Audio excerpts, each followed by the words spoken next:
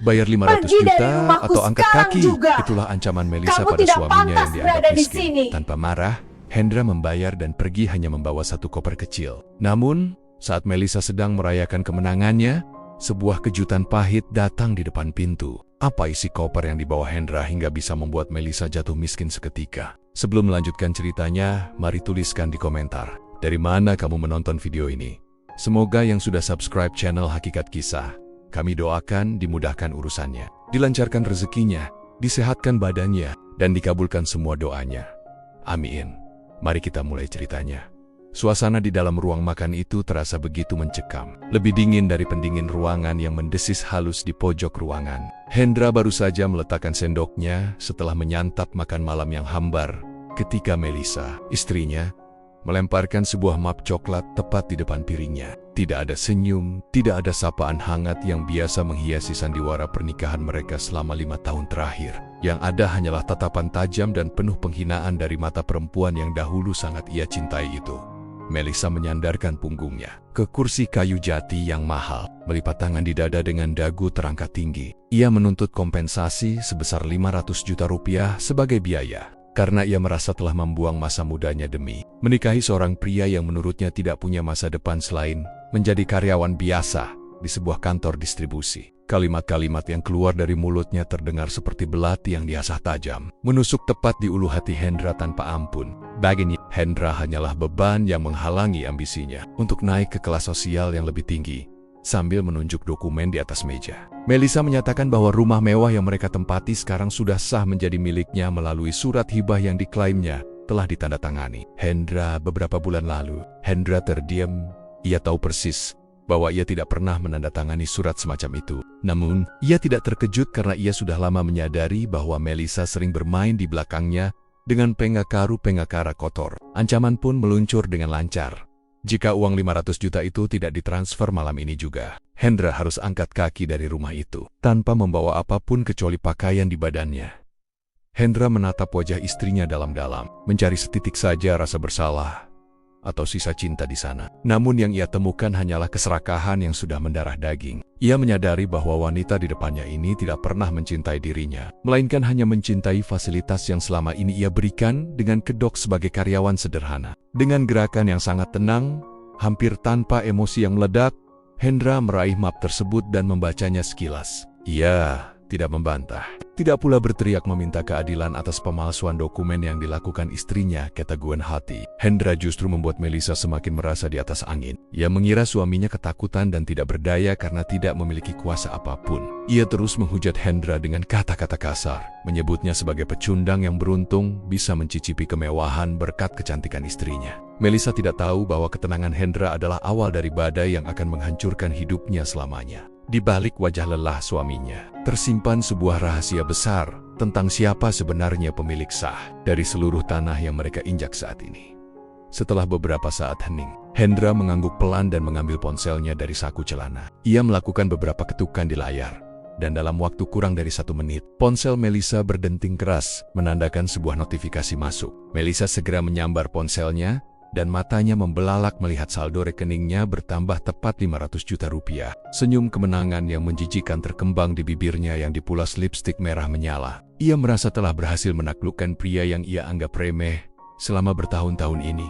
Tanpa berkata satu patah kata pun, Hendra berdiri dari kursinya. Ia tidak menoleh lagi ke arah meja makan atau ke arah wanita yang baru saja merampok harga dirinya secara terang-terangan. Ia berjalan menuju kamar mereka, atau lebih tepatnya kamar yang kini diklaim Melisa sebagai miliknya, untuk mengambil satu hal yang paling berharga bagi hidupnya. Melisa hanya tertawa mengejek dari kejauhan, meneriakkan kata-kata agar Hendra cepat pergi. Sebelum ia memanggil petugas keamanan untuk menyeretnya keluar seperti sampah, Hendra masuk ke dalam kamar dan membuka lemari pakaian yang tersembunyi di balik barisan jas kerjanya yang tampak murah. Di sana tersimpan sebuah koper kecil berbahan kulit hitam yang tampak biasa saja, namun memiliki pengaman sidik jari yang canggih. Ia memasukkan beberapa potong pakaian dan sebuah kotak kecil berisi dokumen-dokumen asli keluarganya. Dokumen-dokumen itu adalah bukti kepemilikan atas yayasan besar yang menguasai hampir separuh properti di kota ini, termasuk rumah yang sekarang dibanggakan oleh Melisa. Dengan koper di tangan,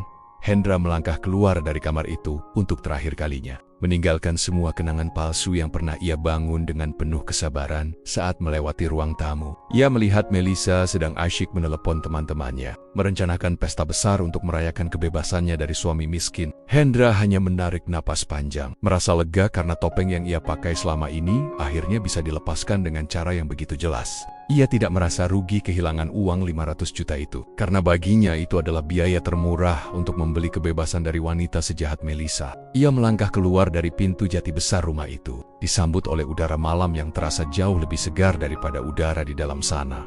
Di depan gerbang, Hendra berhenti sejenak dan menatap rumah besar itu untuk yang terakhir kali sebagai penghuni. Ia mengeluarkan ponselnya lagi. Namun kali ini ia tidak membuka aplikasi perbankan biasa. Ia masuk ke dalam sebuah sistem komunikasi terenkripsi dan menekan satu tombol perintah suara yang selama ini ia nonaktifkan. Dengan suara yang dingin dan berwibawa, ia memerintahkan asisten pribadinya untuk segera memutus seluruh aliran dana ke semua rekening yang terafiliasi dengan namanya dan menarik kembali seluruh izin penggunaan aset yayasan di alamat tersebut. Perang baru saja dimulai dan Melissa tidak akan pernah menyangka betapa kerasnya ia akan terjatuh. Hendra berjalan menyusuri trotoar yang basah oleh sisa hujan sore tadi dengan langkah yang sangat ringan. Di tangan kanannya, sebuah koper kecil berbahan kulit hitam mencengkeram erat rahasia yang selama ini ia kunci rapat dari dunia, termasuk dari wanita yang baru saja mengusirnya. Melissa selalu menganggap koper itu hanya berisi arsip-arsip kantor yang membosankan dan laporan penjualan yang tidak pernah ia gubris. Ia tidak pernah tahu bahwa di dalam benda kecil itu terdapat seluruh bukti otentik yang bisa meruntuhkan seluruh dunia mewah yang ia banggakan dalam semalam. Di dalam koper itu terselip sebuah map perak dengan lambang keluarga Adiwangsa yang sangat eksklusif. Hendra mengeluarkan sebuah kartu hitam tanpa nama dari saku rahasia di dalam koper tersebut. Saat ia tiba di sebuah halte bus yang sepi, ia menatap kartu itu dengan saksama. Sebuah benda yang selama 5 tahun ini ia simpan hanya sebagai pajangan, karena ia ingin membuktikan bahwa ia bisa hidup mandiri tanpa beang-beang nama besar ayahnya. Namun, pengkhianatan Melissa telah mengubah segalanya. Ia menyadari bahwa kerendah hatiannya justru menjadi senjata bagi orang-orang Seraka untuk menggenyakin harga dirinya. Sambil menunggu jemputan yang sudah ia instruksikan, Hendra membuka kembali tablet tipis yang ada di dalam kopernya. Ia memeriksa struktur kepemilikan rumah yang baru saja ia tinggalkan. Melissa mungkin merasa cerdas karena telah memalsukan surat hibah atas namanya sendiri. Namun, ia terlalu bodoh untuk menyadari satu hal teknis yang sangat krusial. Tanah tempat rumah itu berdiri bukanlah milik pribadi Hendra yang bisa dihibahkan begitu saja, melainkan milik yayasan keluarga yang statusnya tidak bisa dipindah tangankan tanpa persetujuan seluruh dewan komisaris. Melissa hanya memegang selembar kertas tanpa nilai hukum yang kuat di mata hukum korporasi yang sebenarnya. Hendra tersenyum tipis, sebuah senyuman yang belum pernah ia tunjukkan selama 5 tahun pernikahannya. Ia merasa bodoh karena selama ini membiarkan dirinya dihina sebagai karyawan rendahan, sementara ia sebenarnya adalah pemilik dari perusahaan tempat ia bekerja. Ia sengaja menempatkan dirinya di posisi bawah untuk menguji kesetiaan Melissa. Dan kini hasil ujian itu sudah keluar dengan nilai yang sangat merah. Uang 500 juta yang ia transfer tadi hanyalah pancingan agar Melissa merasa aman dan semakin sombong sebelum kebenaran menghantamnya dengan keras. Sebuah mobil sedan hitam mewah dengan kaca gelap berhenti tepat di depan halte tempat Hendra duduk. Seorang pria paruh baya dengan setelan jas rapi keluar dari kursi pengemudi dan membungkuk hormat dengan sangat dalam di hadapan Hendra. Pria itu adalah Satria, asisten kepercayaan keluarga Adiwangsa yang selama ini bertugas mengawasi Hendra dari jauh tanpa pernah mencampuri urusan pribadinya. Satria segera mengambil koper kecil dari tangan Hendra dengan penuh kehati-hatian, seolah benda itu adalah harta karun paling berharga di negara ini. "Selamat datang kembali, Tuan Muda," ucap Satria dengan suara yang tenang namun penuh wibawa. "Kami sudah menyiapkan segalanya sesuai instruksi Anda di markas besar. Seluruh tim audit dan tim hukum sudah bersiap untuk melakukan pembersihan aset yang Anda minta." Hendra mengangguk pelan dan masuk ke dalam mobil yang wangi kulit mewahnya terasa sangat akrab di indera penciumannya. Ia menyandarkan punggungnya ke kursi empuk itu, merasakan kenyamanan yang selama ini ia tinggalkan demi sebuah konsep cinta yang ternyata fana. Di dalam mobil yang melaju membelah malam, Hendra membuka laptopnya dan mulai mengetikkan beberapa perintah tingkat tinggi ke dalam sistem perusahaannya. Ia melihat daftar aset yang selama ini dinikmati oleh Melissa. Mulai dari mobil sport yang sering dipakai istrinya untuk pamer di media sosial, hingga kartu kredit tambahan yang limitnya selalu dihabiskan untuk membeli tas bermerek. Satu persatu, Hendra menekan tombol nonaktifkan pada layar tersebut. Ia merasa seperti sedang memutus urat nadi kehidupan sosial Melissa yang penuh dengan kepalsuan. Hendra teringat bagaimana Melissa tadi menatapnya dengan penuh kejijikan saat ia memegang koper kecil ini.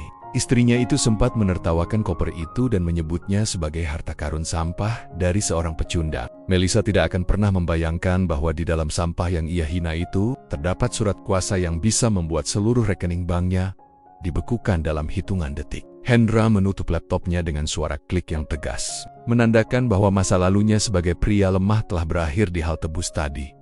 Mobil itu kini memasuki kawasan elit yang jauh lebih mewah daripada kompleks rumah yang ia tinggalkan bersama Melissa. Mereka berhenti di depan sebuah geria tawang yang menjulang tinggi ke langit. Tempat yang selama ini menjadi kantor bayangan Hendra dalam mengelola kekayaan keluarganya. Ia melangkah keluar dari mobil dengan aura yang sama sekali berbeda. Tidak ada lagi bahu yang merunduk atau tatapan mata yang ragu. Hendra yang sekarang adalah singa yang baru saja bangun dari tidurnya dan siap mengambil kembali apa yang menjadi haknya di lantai paling atas gedung itu. Hendra berdiri di depan jendela kaca besar yang memperlihatkan kerlap-kerlip lampu kota. Ia tahu bahwa di salah satu sudut kota itu, Melissa mungkin sedang menarik kegirangan di atas penderitaan palsu suaminya. Hendra meraih segelas air putih dan menatap pantulan dirinya di kaca. Esok pagi, saat matahari terbit, dunia Melissa tidak akan lagi sama. Ia akan memastikan bahwa setiap rupiah yang Melissa ambil secara tidak sah akan menjadi beban yang menyeretnya ke dasar jurang kemiskinan yang paling dalam.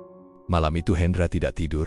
Ia menghabiskan waktu berjam-jam bersama tim hukumnya di ruang rapat yang kedap suara. Ia tidak ingin melakukan balas dendam yang emosional dan berantakan. Ia ingin segalanya berjalan secara sistematis, legal dan tanpa celah. Dengan tenang, ia menjelaskan kronologi pemalsuan dokumen yang dilakukan Melissa kepada pengacaranya. Hendra memberikan instruksi yang sangat spesifik. Ia ingin Melissa merasa bahwa ia masih memiliki segalanya. Hingga detik terakhir sebelum kenyataan menghantamnya, tepat di wajah saat ia sedang berada di puncak kesombongan. Langkah pertama dalam rencana Hendra adalah membiarkan transfer uang 500 juta itu tetap berada di rekening Melissa untuk sementara. Uang itu akan menjadi bukti utama di pengadilan. Nanti sebagai bentuk pemerasan dan penipuan yang dilakukan secara sadar oleh Melissa. Hendra juga menginstruksikan tim IT untuk memantau seluruh aktivitas, media sosial dan transaksi keuangan Melissa secara real time. Ia ingin melihat bagaimana wanita itu menghamburkan uang hasil rampasannya, karena setiap pengeluaran itu akan dicatat sebagai hutang baru yang harus dikembalikan oleh Melissa di kemudian hari. Menjelang subuh, Hendra menandatangani serangkaian dokumen yang secara resmi mengakhiri masa penyamarannya sebagai karyawan biasa. Ia mengaktifkan kembali posisinya sebagai direktur utama di Adiwangsa Group, sebuah posisi yang selama ini ia tinggalkan kosong dan hanya dijalankan oleh Dewan Wali. Dengan satu tanda tangan itu, ia memiliki kuasa penuh untuk menarik semua dukungan finansial yang selama ini mengalir ke gaya hidup mewah istrinya melalui jalur-jalur perusahaan yang tidak disadari oleh Melissa. Hendra merasa sangat bebas, seolah-olah beban berat yang selama 5 tahun ini dipikulnya telah luruh bersama tinta pulpennya. Pukul 7 pagi, Hendra menerima laporan bahwa Melissa sudah mulai beraksi. Wanita itu terlihat di pusat perbelanjaan paling mewah di kota tersebut, menggunakan uang 500 juta yang baru diterimanya untuk membeli perhiasan dan pakaian pesta. Melissa bahkan membagikan momen itu di akun pribadinya dengan keterangan yang menyindir Hendra, menyebut bahwa hidup tanpa beban berat jauh lebih indah. Hendra hanya membaca laporan itu sambil menikmati kopi hitamnya tanpa gula. Ia tahu bahwa kebahagiaan Melissa hanyalah fata morgana yang akan segera menguap saat matahari tepat berada di atas kepala. Hendra kemudian beralih ke urusan rumah yang ditempati Melissa. Ia menghubungi kepala yayasan keluarga dan meminta mereka untuk segera mengeluarkan surat pengosongan lahan. Karena rumah itu berdiri di atas tanah yayasan, segala bentuk perubahan kepemilikan bangunan harus melalui persetujuan yayasan. Surat hibah palsu yang dipegang Melissa secara otomatis menjadi tidak berlaku dan bahkan bisa menjadi bukti pidana pemalsuan dokumen negara. Hendra memberikan perintah agar penggerebekan dilakukan tepat pada malam hari, saat Melissa sedang mengadakan pesta syukuran yang ia rencanakan. Di sisi lain, Hendra mulai membersihkan jejak-jejak keberadaannya di rumah itu. Ia memerintahkan asistennya untuk memastikan bahwa tidak ada satupun barang miliknya yang tertinggal. Termasuk foto-foto pernikahan yang selama ini hanya menjadi hiasan dinding yang hampa. Ia ingin Melissa menyadari bahwa saat ia pergi, ia membawa seluruh keberuntungan dan perlindungan yang selama ini menaungi wanita itu. Hendra tidak lagi merasa kasihan, karena ia teringat bagaimana Melissa mengancam akan membiarkannya kelaparan di jalanan jika ia tidak memberikan uang kompensasi tersebut. Siang harinya, Hendra mengunjungi sebuah panti asuhan yang selama ini ia dukung secara diam-diam. Di sana, ia bertemu dengan seorang wanita bernama Arini, pengelola panti yang selalu bersikap tulus dan sederhana. Arini adalah kebalikan dari Melissa dalam segala hal. Melihat ketulusan Arini dalam merawat anak-anak yatim membuat Hendra semakin yakin bahwa keputusannya untuk meninggalkan Melissa adalah langkah terbaik dalam hidupnya. Ia berjanji dalam hati bahwa setelah semua kekacauan ini selesai, ia akan mencurahkan kekayaannya untuk orang-orang yang benar-benar membutuhkan, bukan untuk wanita serakah seperti mantan istrinya. Sambil duduk di taman panti, Hendra menerima telepon dari bank. Mereka melaporkan bahwa Melissa baru saja mencoba melakukan transaksi besar lainnya untuk menyewa catering kelas atas dan dekorator pesta ternama. Hendra memberikan izin agar transaksi itu lolos untuk terakhir kalinya. Ia ingin tagihan pesta itu membengkak hingga ratusan juta rupiah, sehingga saat semua asetnya disita nanti, Melissa akan memiliki hutang yang tidak akan pernah bisa ia lunasi seumur hidupnya. Ini adalah strategi yang kejam. Namun Hendra merasa ini adalah balasan yang setimpal bagi seseorang yang mencoba merampas warisan keluarganya. Sore harinya, Hendra kembali ke kantor pusat Adiwangsa Group dengan penampilan yang sepenuhnya baru. Ia mengenakan setelan jas buatan penjahit terbaik di Italia yang selama ini ia simpan di dalam koper kulitnya. Semua staf di kantor pusat berdiri tegak dan memberi hormat saat ia melintasi lobi utama. Mereka yang selama ini hanya mengenal Hendra sebagai bayangan kini melihat sosok pemimpin yang sesungguhnya. Hendra masuk ke ruang kerjanya yang luas di lantai tertinggi dan menatap ke arah luar jendela, ke arah rumah besar yang sebentar lagi akan menjadi saksi kehancuran. Melissa, langkah kaki Hendra menuju kebebasan kini telah sempurna. Ia tidak lagi terikat oleh janji pernikahan yang telah dikhianati. Tidak lagi harus berpura-pura menjadi orang lain hanya untuk menyenangkan seseorang yang tidak menghargainya. Ia duduk di kursi kebesarannya dan membuka file berisi rencana ekspansi perusahaan berikutnya. Sambil menunggu laporan penggerebekan dari Satria, Hendra mulai merancang masa depan barunya yang jauh dari kebohongan dan keserakahan. Ia tahu bahwa di luar sana, jam terus berdetak menuju kehancuran total bagi wanita yang telah meremehkan kekuatan seorang pria yang selama ini diam.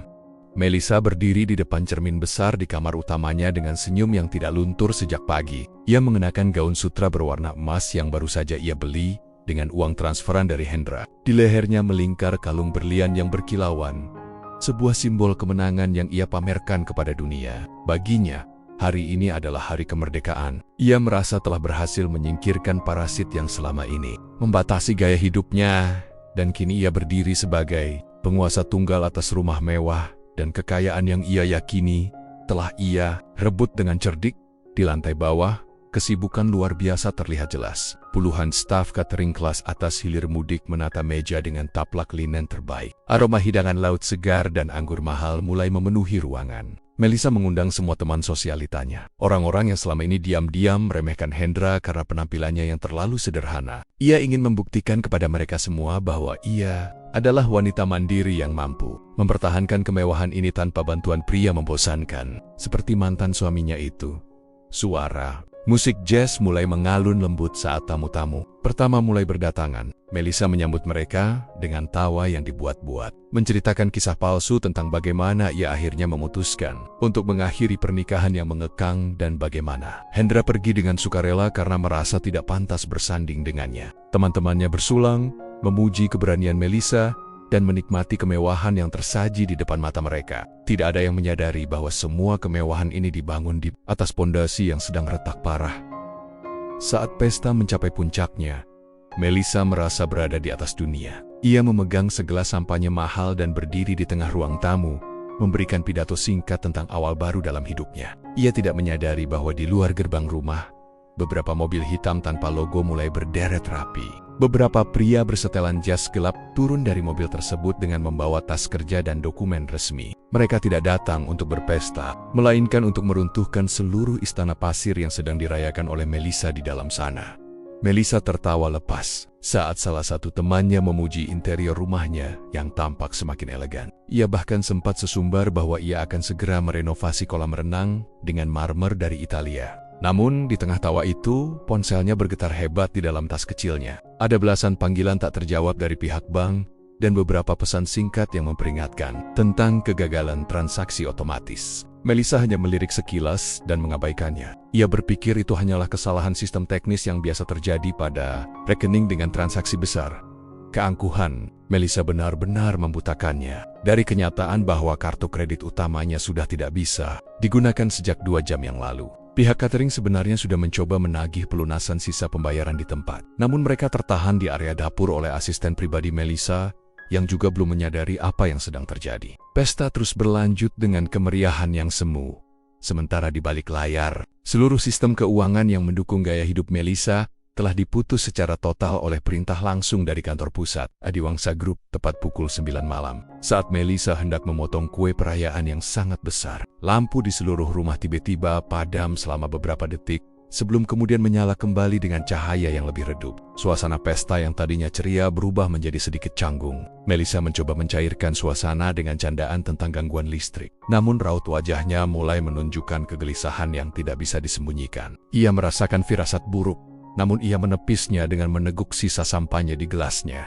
Tiba-tiba, suara bel pintu terdengar sangat keras dan berwibawa, memotong alunan musik jazz yang sedang dimainkan. Melissa mengernyitkan dahi, merasa tidak mengundang siapapun lagi di jam segini. Ia memberi isyarat kepada pelayan untuk membuka pintu, berharap itu adalah kiriman bunga atau hadiah tambahan dari salah satu koleganya. Namun, saat pintu jati besar itu terbuka, bukan aroma bunga yang masuk, melainkan hawa dingin dari kenyataan pahit yang dibawa oleh sekelompok pria dengan wajah tanpa ekspresi.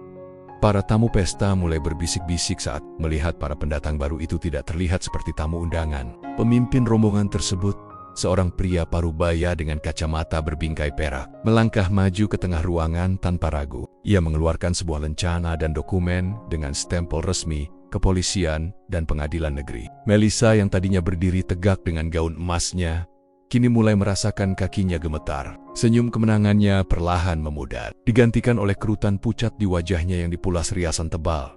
Pesta itu seketika hening, hanya suara gesekan sepatu para petugas yang terdengar di atas lantai marmer. Melissa mencoba berteriak, menanyakan hak apa mereka masuk ke rumah pribadinya tanpa izin. Namun, pria berkacamata itu hanya memberikan tatapan dingin dan menyodorkan selembar surat perintah penyitaan. Ia menyatakan dengan suara yang lantang, agar semua tamu bisa mendengar, bahwa rumah ini berada di bawah pengawasan hukum. Karena dugaan penipuan dokumen dan tunggakan pajak yang sangat besar atas nama pemilik bangunan, Istana Pasir Melissa secara resmi mulai runtuh, tepat di depan mata teman-teman yang selama ini ia banggakan. Pria berkacamata itu memperkenalkan dirinya sebagai kuasa hukum dari Yayasan Adiwangsa. Ia menjelaskan dengan sangat tenang namun mematikan bahwa tanah tempat rumah ini berdiri adalah milik yayasan yang tidak pernah memberikan izin hibah kepada siapapun. Melissa mencoba membela diri dengan suara gemetar. Ia mengeluarkan surat hibah palsu yang selama ini ia bangga-banggakan. Namun, pengacara itu hanya tersenyum tipis dan mengeluarkan dokumen asli dari tas kerjanya. Sebuah sertifikat yang memiliki nomor seri yang jauh lebih tua dan sah di mata hukum negara. Para tamu pesta mulai menjauh dari Melissa. Beberapa bahkan mulai menyelinap keluar melalui pintu samping untuk menghindari keterlibatan dalam masalah hukum yang memalukan ini. Melissa melihat teman-teman sosialitanya pergi satu persatu tanpa menoleh sedikitpun, meninggalkan dirinya sendirian menghadapi para petugas. Ia merasa seperti dikuliti di depan umum. Kebanggaan yang ia bangun selama bertahan-tahan hancur hanya dalam hitungan menit. Ia berteriak histeris, menuduh Hendra telah menjebaknya. Namun pengacara itu hanya menjawab bahwa segala tindakan yang diambil adalah murni prosedur hukum atas pelanggaran yang dilakukan Melissa sendiri. Tidak berhenti di situ. Seorang petugas dari kantor pajak maju dan menyerahkan berkas lainnya. Ia menyatakan bahwa selama ini perusahaan yang menyokong kehidupan Melissa telah melaporkan adanya penggelapan dana yang dialihkan ke rekening pribadi Melissa dengan cara yang ilegal. Karena Hendra telah menarik semua tanggung jawabnya, kini seluruh beban pajak dan denda penipuan itu jatuh sepenuhnya ke pundak Melissa. Nilainya tidak hanya 500 juta, melainkan miliaran rupiah yang terkumpul selama bertahan-tahan. Ia memanipulasi keuangan rumah tangga mereka. Melissa terduduk lemas di sofa mahal, yang menurut petugas juga akan segera disit. Ia mencoba menghubungi pengacara pribadinya, pria yang membantunya memalsukan surat hibah itu. Namun, panggilannya tidak pernah dijawab. Ia tidak tahu bahwa pengacara kotor itu sudah lebih dulu ditangkap oleh tim Hendra beberapa jam sebelumnya. Melissa merasa dunianya benar-benar runtuh. Uang 500 juta yang ia terima kemarin kini tidak ada artinya, karena bank telah membekukan rekeningnya sebagai jaminan atas hutang pajak yang membengkak. Para petugas mulai menempelkan segel kuning di beberapa sudut ruangan dan barang-barang berharga. Televisi besar, lukisan dinding, hingga koleksi tas mewah Melissa didata untuk segera diangkut. Melissa hanya bisa menangis sesenggukan, memohon agar mereka meninggalkan setidaknya beberapa pakaian untuknya. Namun, petugas pajak tetap tegas. Mereka menjelaskan bahwa semua barang mewah ini dibeli dengan dana yang seharusnya menjadi objek pajak yang sengaja ia sembunyikan. Melissa kini benar-benar tidak memiliki apa-apa lagi di dalam rumah yang ia klaim sebagai miliknya itu. Di tengah kekacauan itu, seorang asisten masuk dan membawakan sebuah tablet kepada Melissa. Di layar tablet tersebut, muncul rekaman video singkat dari Hendra. Hendra tampak duduk di sebuah kantor yang sangat mewah, jauh lebih megah dari apapun yang pernah dibayangkan Melissa. Dalam video itu, Hendra hanya berkata singkat bahwa ia telah memberikan kesempatan bagi Melissa untuk menjadi istri yang baik. Namun Melissa memilih jalan keserakahan. Hendra menutup video itu dengan kalimat yang membuat Melissa merasa seperti jantungnya berhenti berdetak. "Selamat menikmati hasil dari pilihanmu sendiri." Melissa berteriak memanggil nama Hendra, memohon ampun melalui layar tablet yang sudah mati itu. Ia baru menyadari bahwa pria yang selama ini ia remehkan sebagai karyawan biasa adalah penguasa dari kerajaan bisnis yang selama ini memberinya makan. Rasa penyesalan mulai merayap di hatinya. Namun itu bukan penyesalan karena telah menyakiti Hendra, melainkan penyesalan karena ia telah kehilangan sumber kekayaannya. Ia menyadari bahwa ia tidak memiliki kemampuan apapun untuk bertahan hidup sendiri. Ia tidak memiliki pekerjaan, tidak memiliki tabungan, dan kini ia memiliki hutang yang akan mengejarnya sampai ke liang lahat. Malam itu juga, para petugas meminta Melissa untuk mengosongkan rumah tersebut. Ia hanya diperbolehkan membawa satu tas kecil berisi pakaian pribadi yang tidak bermerek mahal. Melissa berdiri di halaman rumahnya, melihat gerbang besar itu ditutup dan dirantai dengan gembok raksasa. Hujan mulai turun membasahi gaun emasnya yang kini tampak kusam dan menyedihkan. Tidak ada mobil mewah yang menjemputnya. Tidak ada teman yang menawarkan tumpangan. Ia benar-benar sendirian di bawah gelapnya langit malam. Persis seperti yang ia rencanakan untuk Hendra sebelumnya. Ia berjalan tertiti-titi menjauh dari rumah itu. Sepatunya yang berhak tinggi patah di tengah jalan, memaksanya untuk berjalan tanpa alas kaki di atas aspal yang kasar. Melissa mencoba menelepon ibunya dan saudara-saudaranya. Namun mereka semua justru memaki-makinya karena takut ikut terseret dalam kasus hukum yang melibatkan nama besar keluarga Adiwangsa. Semua orang yang dulu memujanya kini membuangnya seperti sampah yang berbau busuk. Melissa merasa seperti sedang terbangun dari mimpi indah dan langsung terjatuh ke dalam sumur yang gelap dan tak berujung. Sambil memeluk tas kecilnya di bawah guyuran hujan, Melissa menoleh ke belakang untuk terakhir kalinya. Rumah mewah itu kini gelap gulita, seperti sebuah nisan besar bagi masa lalunya yang penuh kepalsuan. Ia mulai menyadari bahwa dendam Hendra bukanlah tentang kekerasan fisik, melainkan tentang mencabut seluruh akar kehidupannya dan membiarkannya layu secara perlahan di pinggir jalan. Melissa terus berjalan tanpa tujuan, tanpa menyadari bahwa penderitaan yang sesungguhnya baru saja dimulai dan akan berlangsung sepanjang sisa hidupnya. Pagi pertama bagi Melissa di dunia nyata terasa seperti hantaman palu godam. Ia terbangun di sebuah bangku taman dengan tubuh yang kaku dan gaun emas yang kini sudah berubah warna menjadi kecoklatan karena lumpur dan air hujan. Tidak ada pelayan yang mengantarkan kopi, tidak ada aroma roti panggang. Yang ada hanyalah tatapan sinis dari orang-orang yang berolahraga pagi. Melihatnya seperti melihat noda di tengah keindahan kota. Melissa segera merogoh tasnya, mencari ponsel untuk memeriksa sisa uang di rekeningnya, berharap setidaknya ada sedikit keajaiban yang tertinggal. Namun kenyataan justru jauh lebih pahit dari yang ia bayangkan. Saat ia mencoba menarik uang di mesin ATM terdekat, kartu tersebut langsung tertelan. Layar mesin menampilkan pesan dingin bahwa rekeningnya telah dibekukan atas perintah pengadilan. Melissa terduduk lemas di lantai ruang ATM yang sempit. Ia teringat akan transferan 500 juta dari Hendra. Ternyata, uang itu adalah umpan yang mematikan. Dengan menerima uang tersebut secara sadar sebagai kompensasi, Hendra secara hukum telah mengunci. Status Melissa sebagai pemeras penderitanya bertambah ketika sebuah surat panggilan dari kantor pajak dikirimkan melalui pesan elektronik yang masih sempat ia baca sebelum ponselnya mati kehabisan daya. Hendra telah menutup semua perusahaan cangkang yang selama ini membiayai gaya hidup Melissa. Namun ia menyisakan semua kewajiban pajak yang belum terbayar atas nama Melissa sebagai pemilik sah menurut dokumen palsu yang dibuatnya sendiri. Kini Melissa dianggap sebagai penanggung jawab utama atas tunggakan pajak senilai miliaran rupiah. Ia tidak hanya kehilangan rumah, ia kini adalah buronan finansial. Melissa mencoba mendatangi butik-butik langganannya, berharap bisa menjual kembali tas-tas mewah atau perhiasan yang masih melekat di tubuhnya. Namun, berita tentang skandalnya telah menyebar lebih cepat dari api di padang rumput. Para pemilik butik menolaknya dengan kasar. Mereka sudah diperingatkan oleh tim hukum Adiwangsa bahwa semua barang yang ada pada Melissa adalah objek sitaan negara. Menjual atau membelinya berarti berurusan dengan hukum pidana. Melissa diusir dari toko-toko yang dulu menyambutnya dengan karpet merah. Sore itu, ia mencoba mencari perlindungan di apartemen salah satu sahabat karibnya, tempat ia biasa menghabiskan waktu untuk bergosip. Namun, saat ia menekan bel, sahabatnya itu hanya mengintip dari balik celah pintu dengan wajah ketakutan. Tanpa rasa iba, sahabatnya itu mengatakan bahwa ia tidak ingin terlibat dengan penipu dan memintanya untuk pergi sebelum ia memanggil keamanan. Pintu itu tertutup rapat, menyisakan Melissa yang berdiri terpaku dengan air mata yang terus mengalir menghapus sisa riasan mahal di wajahnya. Ia kini benar-benar menyadari betapa rapi jaring yang dipasang oleh Hendra. Hendra tidak menghancurkannya dengan satu pukulan, melainkan dengan membiarkannya terjerat oleh keserakahannya sendiri. Setiap langkah yang diambil Melissa di masa lalu untuk memperkaya diri secara ilegal, kini menjadi jeruji besi yang mengurungnya. Ia tidak punya tempat tujuan, tidak punya uang sepeser pun, dan nama baiknya telah hancur berkeping-keping. Melissa mulai berjalan tanpa arah, merasakan perutnya yang mulai melilit karena kelaparan yang sangat hebat. 1 bulan telah berlalu, dan sosok Melissa yang dulu selalu tampil di sampul majalah Sosialita, kini hampir tidak bisa dikenali lagi. Ia tinggal di sebuah gubuk darurat di bawah kolong jembatan layang, berbagi ruang dengan sampah dan bau pesing yang menyengat. Rambutnya yang dulu dirawat di salon terbaik kini gimbal dan kotor. Pakaiannya hanyalah daster lusuh yang ia temukan di tempat pembuangan. Tidak ada lagi sisa-sisa kemewahan. Yang ada hanyalah seorang wanita yang tampak puluhan tahun lebih tua dari usia aslinya.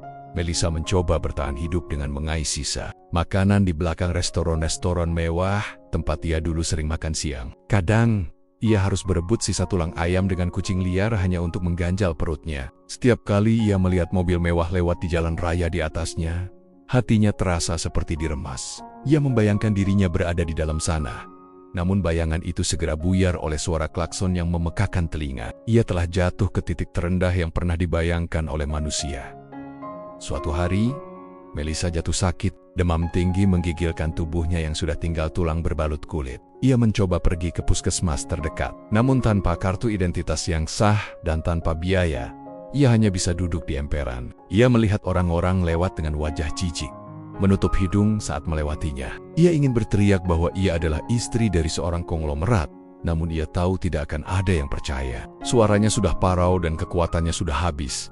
Penderitaan mentalnya jauh lebih hebat daripada penderitaan fisiknya. Setiap malam, ia dihantui oleh bayangan wajah Hendra yang tenang saat meninggalkan rumah. Ia baru menyadari bahwa selama ini ia telah membuang permata demi segenggam pasir. Penyesalan itu datang terlambat dan tidak memberikan ampun sedikit pun. Ia terus memikirkan bagaimana seandainya ia tidak serakah, bagaimana seandainya ia tulus mencintai suaminya. Namun, pikiran itu justru menjadi siksaan yang membuatnya hampir gila di tengah kesendiriannya kondisi fisik. Melissa semakin melemah karena kekurangan gizi yang kronis. Ia mulai mengalami halusinasi, sering berbicara sendiri dengan tembok beton jembatan, seolah sedang memesan menu makanan mewah di restoran bintang 5. Para gelandangan lain di sekitar sana bahkan menjauhinya, karena menganggapnya sudah kehilangan kewarasan. Melissa benar-benar terisolasi dari dunia luar. Ia menjadi hantu yang hidup di tengah kota yang tidak pernah tidur, menyaksikan kejayaan orang lain dari tempat yang paling gelap.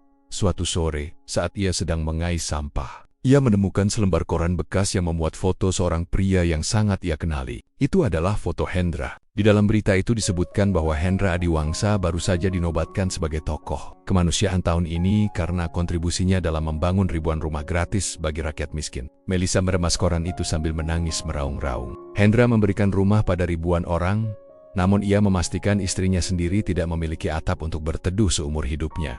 Tepat di seberang kolong jembatan tempat Melissa meringkuk, sebuah papan baliho digital raksasa baru saja dipasang. Baliho itu sangat terang, cahayanya menembus kegelapan tempat tinggal Melissa yang kumuh. Di sana, terpampang wajah Hendra yang tampak jauh lebih muda, segar, dan berwibawa. Di sampingnya, berdiri seorang wanita cantik dengan wajah yang memancarkan ketulusan luar biasa. Itu adalah Arini, wanita pengelola panti asuhan yang kini telah menjadi istri sah Hendra. Mereka tampak sangat bahagia, sebuah gambaran keluarga sempurna yang dulu pernah diinginkan. Hendra dari Melissa, tulisan di baliho itu berbunyi, Hendra Adiwangsa, manusia terkaya di kota ini, membangun masa depan dengan cinta dan ketulusan. Melisa terpaksa melihat wajah itu setiap hari, setiap jam, dan setiap detik. Ia tidak bisa melarikan diri dari pemandangan itu. Kejayaan Hendra menjadi pengingat abadi akan kebodohannya sendiri. Ia melihat bagaimana Hendra memperlakukan Arini dengan penuh hormat dalam setiap cuplikan video yang diputar di baliho tersebut. Sesuatu yang tidak pernah ia hargai saat masih menjadi istrinya. Hendra sebenarnya tahu di mana Melisa berada. Melalui asistennya, ia terus memantau kondisi mantan istrinya itu. Namun, ia tidak berniat sedikit pun untuk membantunya. Baginya, ini bukanlah tentang dendam yang membara, melainkan tentang hukum alam yang sedang bekerja. Ia membiarkan Melisa tetap hidup dalam kemiskinan, agar wanita itu bisa merasakan setiap detik dari penderitaan yang ia ciptakan sendiri. Hendra ingin Melisa menjadi saksi bisu atas kebahagiaannya yang kini dibangun di atas kejujuran, bukan manipulasi. Sisa hidup Melisa dihabiskan dalam penderitaan yang tidak berujung. Fisiknya semakin ringkih, kakinya sudah tidak kuat lagi untuk berjalan jauh mencari makanan. Ia seringkali hanya bisa berbaring di atas kardus lembab, menatap baliho raksasa itu dengan mata yang sudah hampir buta. Kelaparan menjadi teman setianya setiap hari. Sesekali, ia melihat mobil mewah Hendra melintas di jalanan atas. Namun ia tidak lagi berani berteriak. Ia tahu, ia sudah tidak ada lagi di dalam radar kehidupan. Hendra Melisa meninggal dalam kesunyian yang mencekam di bawah kolong jembatan itu pada suatu malam yang sangat dingin. Tidak ada yang menangisi kepergiannya. Bahkan jasadnya baru ditemukan beberapa hari kemudian oleh petugas kebersihan kota. Ia pergi tanpa membawa apapun. Bahkan identitasnya pun sudah tidak ada lagi yang mengenali. Satu-satunya hal yang ia bawa sampai napas terakhirnya adalah rasa penyesalan yang membakar jiwa dan bayangan wajah pria yang dulu ia remehkan namun kini menjadi penguasa dunianya. Sementara itu, di puncak gedung pencakar langit miliknya, Hendra berdiri bersama Arini sambil memandang lampu-lampu kota yang indah. Ia telah menutup lembaran masa lalunya dengan sempurna. Ia tidak merasa menang atau kalah. Ia hanya merasa tenang karena keadilan telah ditegakkan dengan tangannya sendiri. Hendra memeluk istrinya dengan tulus, menyadari bahwa harta yang sesungguhnya bukanlah uang miliaran rupiah di bank, melainkan kehadiran seseorang yang mencintainya tanpa syarat. Di bawah sana, kota terus berputar, meninggalkan cerita kelam tentang seorang ratu gadungan yang hancur karena keserakahannya sendiri.